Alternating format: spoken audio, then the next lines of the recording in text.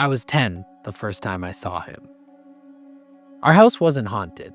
At least, not in the way people mean when they say that. No slamming doors, no voices whispering in the dark. Just an old house, full of drafts and creaking wood. It always felt like someone had just left the room before you walked in. I had no issue with the house. It was the mirrors I didn't trust. There was one at the end of the upstairs hallway, just outside my bedroom door. An antique, with a dark wooden frame and warped glass. My mother bought it at a garage sale. Said it had character. I thought it had something else. One night, I was brushing my teeth when I glanced up, and there it was. Not a shadow, not a trick of the light, my reflection. But wrong. I turned my head, and my reflection didn't. It just stood there, staring back at me. I froze, the toothbrush still in my mouth, foam clinging to my lips. My chest felt tight, my hands started to sweat, and I wanted to look away, but some deep, crawling instinct told me not to. Then, somewhere in the house, my mother called my name. The moment broke, I blinked, and suddenly, everything was normal again. My reflection moved as it should, perfectly in sync. I told myself it was a trick of the dim light. A weird moment, a bad angle. Kids see things, right? But after that, I stopped looking into mirrors at night.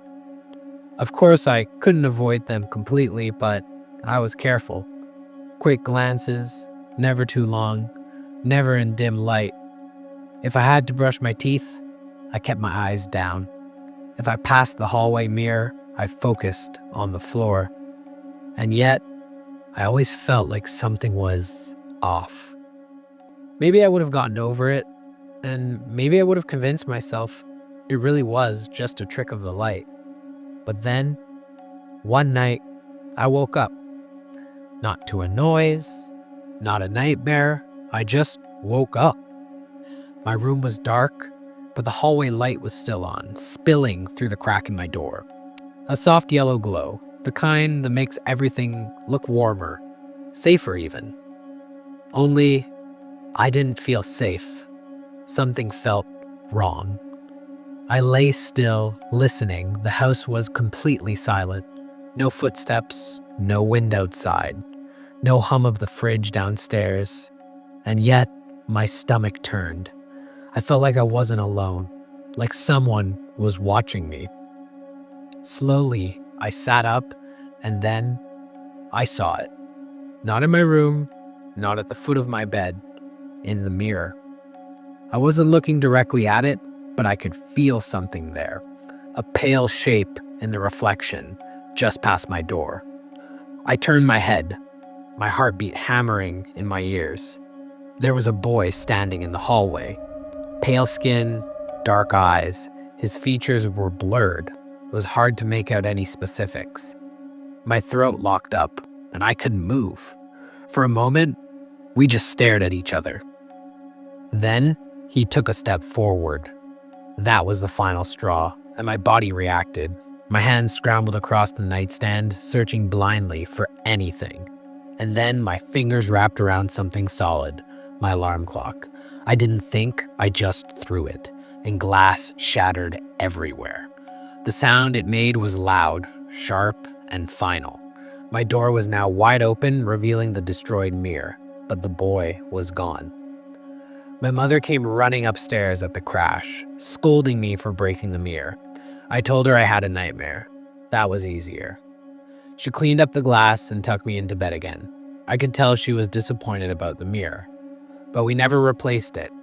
Years passed, we moved out, life went on. And eventually, I forgot. So why am I telling you this story now? Well, just last night, my mother sent some old photos over to me. She'd been cleaning out storage and thought I'd find it nostalgic. In there was a picture of my childhood bedroom pointing towards the hallway.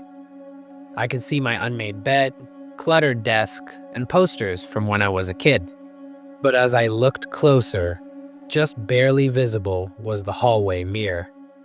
And to my horror, I could see him, the boy from that night. Not me, not anyone I remember. It was a young, pale child, just standing there, eyes locked on the camera. That night, all those years ago, when I saw my reflection linger, it wasn't me. It was him. And I think he's still watching.